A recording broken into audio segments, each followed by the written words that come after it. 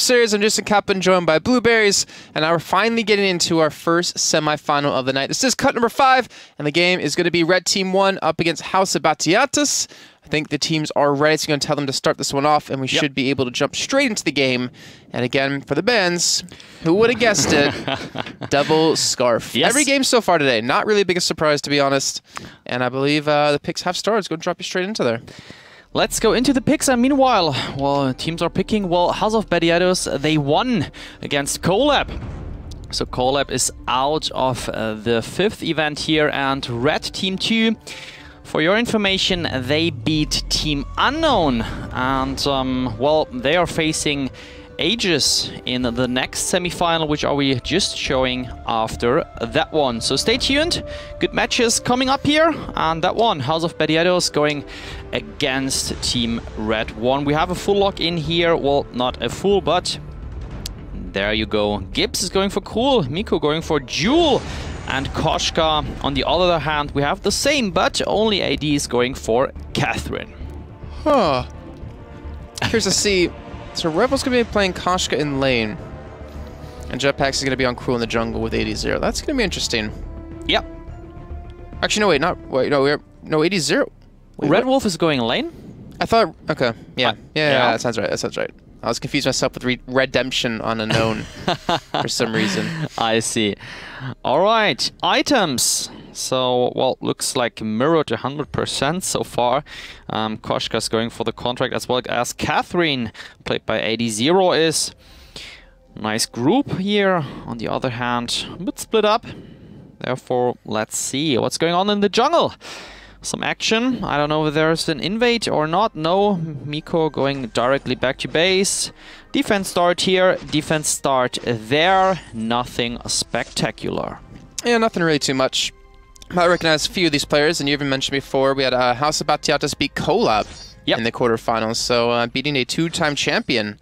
Actually, of all the teams left, only Unknown lost. Unknown lost to Team Red. So we're going to have guaranteed a new winner of a cup. Definitely. Wow. Definitely. Okay, you talked about at the beginning of the show, you know, will we finally see it? And it looks like your hopes have come true. That would be great, and at least it, yeah, it will be. So therefore, that's nice to see. Might and Gibbs here going back to the shop, as well as Jetpacks 80-0 are. So they finished shopping very quickly, at least Might. And there comes the flare and the engage from Gibbs 80-0, not recognizing that situation. This is the deadly moment at minute 1. 20 seconds here, but they do not follow up because Red Wolf is just coming back from the base. Information, of course, here provided by Jewel to his teammates. Okay, so a little bit of a slower start, not a lot of action breaking. I can remember the Colab game, take it off the top of my head, where they invaded it and they stayed. They didn't even farm their own side of the jungle. I'm not sure if you were here with me for that. I think you were. And they didn't take like their own jungle for like the first 5-10 minutes of the game because they were constantly invading, constantly taken away from the enemy team. I remember. I can't remember the team they're playing off the top of my head, but nothing too crazy like that happening this time. Especially when you don't have Scarf, you don't have that really strong early game presence. And both of the junglers being supported with a melee champion. Actually, all melee champions in this game, funny enough. That's a funny fact, though. And, well, actually, I think I agree. If there is no Scarf, there is like not a big action in the jungle going on. But if the enemy team, if you give them the opportunity to pick Scarf, then of course they are going for an aggressive start, and therefore both teams are protecting themselves with this ban. Might versus Red Wolf, and look at that, he is very aggressive, constantly in the middle of all the enemy creeps to get that truly death up to maximum stack and get some more damage with the auto attacks. Looks like he might be going to buy too, so not 1,400 gold to spend. Looks like Jetpacks will force Gibbs and Might away, so they can buy up. And yeah, Red Wolf, I mean, he was spending a lot of his energy actually to shove that lane out against Micah, who's now just farming up pretty well, 17 to 18, something missing on that much. But you can always see the damage that Red Wolf was able to do just, you know, just early game. Alright, let's have a look at the mines. Not a lot. There is one just popped up. No damage, no vision. 3 mines here controlling that area, and on that side I only see 1. So concerning mining, Red currently protecting their area, and it looks like they want to go for a gank, but no. I think Red Wolf was just positioned good enough. Okay. So items, what do you expect to see? I think Maiko, I think we already know exactly what he's gonna be going for. Probably don't need to go too much into him. It's been pretty one standard crit build on Jewel for the past week or two. Trying to rush that Sorrow Blade for the base weapon damage, 150 it is, and therefore after that I think he might go for the monokill or even something else providing crit damage. And of course he's going for the overdrive on his Thunderstrike. So jetpacks, this is the question.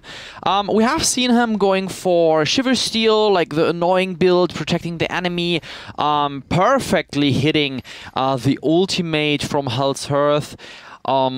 I mean, we have 80-0 also in, so he should be the actual protector. But Jetpacks, look at his items. He is still going for a defense 1, Dragonheart plus another Oak Heart, 600 health total. And then now he's finally going for some crystal damage. Maybe we might see him with a defense start, going for some sustain and then going for the aftershock. I'm thinking that's what he'll be going for, definitely. And he will be spotted out by the trap. So that's a little bit of an evade command of the team, unfortunately won't work out too well, but they're starting up the gold mine. Yep. Are they going to continue to go for it? It looks like they will be easily able to take it. No actual scout traps to spot them doing this. Nope, that was just an easy pickup. They just had the perfect timing for this. Why 80-0 and Jetpacks, they were just coming back from their side of the jungle, so they didn't even notice until it was taken. Wow. Okay, so interesting play. The side of House of Batiatas. Again, a team we haven't really seen get this far. I don't think they've ever been to the semifinals. I think quarters was just about it a couple of cups ago. The fun fact is that we have 6 players and we have 6 stuns. Do we have 6 players, really? Yeah, but the fun fact is that all of them have a stun. So team fights, at least in mid game or late game, it will be about the stun, about the focus, and to take down the right enemy. And let's see who can do this better. Concerning gold, slightly in favor for House of Batiatas. House of Batiatas. I just realized I don't have the even overlay on. I'm just everywhere today. The audio issues threw me off. There we go. We got him in now. Yeah, that's just due to the gold miner, though, I would assume. Able to pick that up relatively early on, and they do have quite a big CS lead, at least in lane with Red Wolf. Jetpacks knows that they would come because they gave that freely. There comes the stun into everyone. There comes the big red button, hitting pretty good, not perfectly, but Jetpacks and 80-0 were able to get out of it very quickly. So, well, just 200 gold for House of Batiatas, so no gap, just very, very tiny. There comes Gibbs with the ultimate. Jetpacks with the mispositioning. He was down there, low health. Don't know what he did there, giving that easy first blood to House of Batiatas. How funny would it be, and well, with the way it's going right now, it won't happen, but how funny it would be if we had an all-red final? Could happen. Chances are there. You know how annoying that would be to cast? Sorry? You know how annoying that would be to cast? So you have 2 red teams. Yeah, I mean, that would be the true test for us. I mean, they had to play in the semis in yesterday's VGL event, both against each other. But we had double elimination, so they sent down anyway 1 team to the bottom. It was the second team who was just thrown down. But never mind. Let's continue here. Flare is providing some vision, nothing spectacular. Jetpacks tries to start the gold mine, but everyone is coming here. House of Batiatas. There comes the flare, seeing that all of them are there. Mighty going for Red Wolf. He has a slightly mispositioning. Now he's going into Gibbs. What a perfect focus. The stun of Miko can protect him for like another second, but this is it. The other Yami Cat and Frenzy going for Miko, and looks like they are going for an early ace. At least Red Wolf, he can get there as the fastest hero on the Halcyon Fold. Getting the ace after a minute 8 and 20 seconds. Goldmine is definitely going for Team Red, and therefore some gold as well. They will be ahead. Huh. Are those Atlas Pauldrons picked up for Red Wolf already? Well, yeah, I mean, that's a really early tanky item out of him. But it's the best you can do when you face a duel who is going weapon pop power. So you have to slow down the attack speed, jump in, pop up that Atlas Pauldron, get down the attack speed, and then try to burst down as soon as possible. I think together with the Crucible, that's pretty tanky, but on the safe side. So Jetpacks now, as you can see, going for the Eclipse Prism and the Chronograph, which is leading to an Aftershock. So once he has it, and he might be dealing some decent damage. Alright, mines are getting popped up here. Miko just went in it, so they know that basically the whole team should be somewhere there. But they don't care, just getting here the farm. Red Wolf, he has 72. Miko, 61. So Red Wolf farming better, getting more gold, almost 2,000 ahead now, which is a good difference, a healthy difference, providing Red some good items. Yeah, 2,000 is quite a bit this early on, but then again we've seen some bigger leads in this. But Red Team won. It's been very back and forth. Housebatiatus were able to get that first kill on the Jetpacks, catching him off guard down towards that bottom side near the jungle shop. But I still don't feel like it's over. Like 2,000 to me is not that big of a swing 10 minutes in. It's not like a it's not unbearable point where like, all right, well, we lost this one, guys. We should just give up kind of thing. And they're starting off the gold mine, which is really risky thing. But the rest of the team going to be coming in. It's not going to be worth that much money. And they won't get the stun onto Might. But they will just defend. Not trying to go for the engage. Just trying to keep Housebatiatus back away from their gold mine. Successful protection. And just to talk about the gold difference, I think we have seen a big difference at minute 10 here on the VG Cup series back in the past. So we've seen like 10k difference at this point. I think it's collab. That's what I'm talking the game about. I was thinking of. So therefore, not a big deal. I think this match is going to be very, very interesting. The winner will move to the finals, and then we're going to stream Red 2 versus Aegis. And Aegis, well, they beat Fitzbellum, well, they beat Wild Panthers, the finalist of last week's Wednesday stream, I think. So, well, doing a good job. I'm very excited to see that match as well. Goldmine, over 50%, and let's see how this situation is going to end. 9-9-7 on House of Bediato's side, and 10-7-9 on the side from Red, so no difference, just slightly not really worth to mention. Yeah, it's a little slow-paced game. Yeah. Not really too much of a hurry for either of these teams. They realize how close this game is and what's on the line when it comes to getting into the finals. You win this game, you guarantee win money. Definitely. So that's going to be at least 10 euros in your pocket, or not more than 10 euros since it's 3 players. I don't actually know how they split it up. 50 divided by 3. Depends on them. That the captain gets like an extra couple. I don't know. But also points, most importantly, because we have the finals coming up on June 12th. The top 8 teams throughout the cups and points will be participating in that for a much bigger prize. But nice position, getting behind the rest of Housebatiatus. But Jetpack's unfortunately not there, not in the right position. The rest of the team, though, going to be backing away. And Red is still here, ready for the engage. I really wonder why they went back all the way here through the bottom and not checking that one. I mean, if they... Okay, so the only explanation is they thought they are all 3 in there. But they were at 2, so House of Bediatos were ahead. They didn't know about that one. I'm actually seeing people in chat like saying, why do they build the Atlas Pauldrons when Jewel doesn't have any attack speed? Well, in items, she gets ridiculous attack speed, actually, and ridiculous crit. I can't remember the name off the top of my head. I'm sure you'll fill me in, or I'll just find it in a second. The Tyrant's Monocle. Yep, Tyrant's Monocle. There's a lot of crit damage and a lot of crit chance.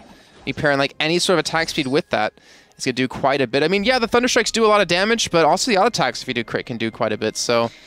And don't forget Gibbs. He's playing cool, so therefore he is He has overdriven his smite, and therefore deadly, deadly, deadly. There comes the Atlas Pauldron. As you can see, Red Wolf going in the ultimate onto Might. Who is the focus? That is now the question. Everyone is getting damage. Might is going damage first. Michael with a beautiful ultimate, big red button. Red Wolf here getting protected, as you can see, by the fountain, which was pretty well timed by actually 80-0. There you can see the cooldown, 50 seconds.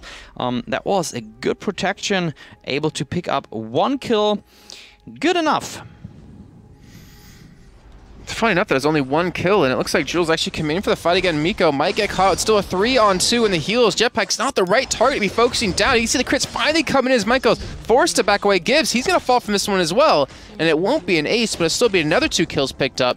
And that is going to definitely be a lot of momentum built for their team on top of that. That was really questionable engage by House of Batiatas. I'm not sure why Miko went in, but it did cost them their lives. I don't get the engage as well. I think it doesn't matter how low the team is. If they are around 50% and you have to face them 2 versus 3, do not do this anyway. Nice smite here onto the turret. Or almost 50% down from that engage, and he has the aftershock just as Sat 6-1, and Koshka, he's now going for a piercing shard, which will lead into that nice broken myth. Look at his farm, 109. Yeah, that's good. I mean, that's what's facilitating him all these items. He went straight tank first, and now he's building damage, and that's a lot of damage to have. Miko, if he gets locked down by 1 stun, the next 2 are most likely going to fall in right after, and I'm not sure if he can escape that amount of damage. That will really hurt. Kraken spawned on the house and fold there, just coming out of that, but not getting captured yet. Too risky. Nobody wants to risk anything, because as you know, we are playing here single elimination, 1 loss, and you are out of the cup. All right, well, hitting that 15.5 minute mark. Yeah. The goal difference has definitely skyrocketed, about 5,000. I think with all these traps down, they could actually start off the Kraken and not be too worried about it. But the problem is if they steal somehow with the ultimate. I mean, the big red button has a wide range, a long range. They are going for it. There comes the flare, so they directly have to stop it. Kraken going back to her position.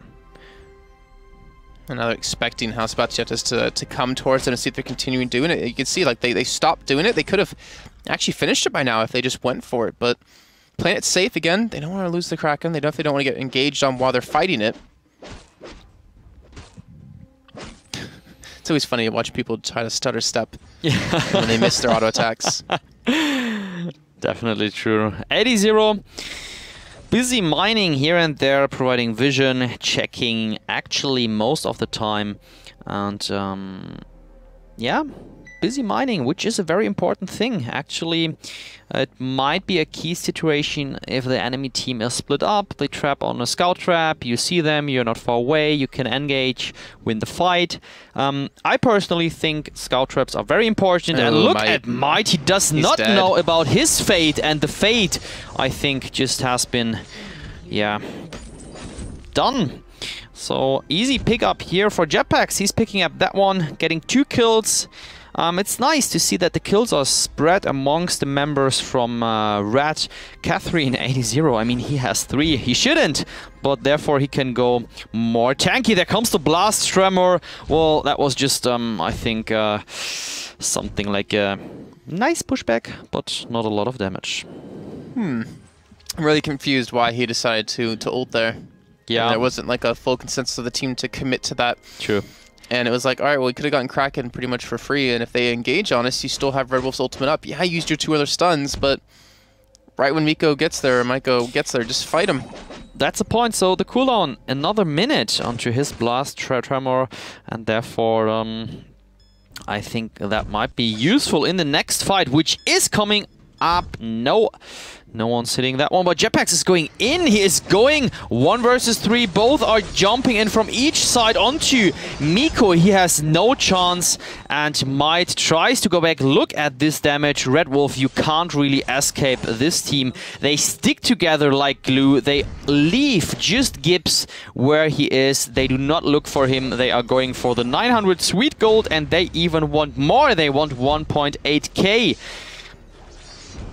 Jetpacks has to be careful. He's taking so much damage off of that, but it looks like they're popping the fountain to keep him alive. Another turret will fall. They're not going to go for the Kraken off of this, and they should be able to back out and heal up and buy up and get back to the Kraken before it does actually get started off by the other team. So they're finally waiting, or the whole time they've been waiting for House of Batiatas to engage or to make a mistake, and finally it comes to fruition. They're able to get the kills off of that, able to turn it into 2 turrets, and now are winning 9-1. The gold lead, 8,000.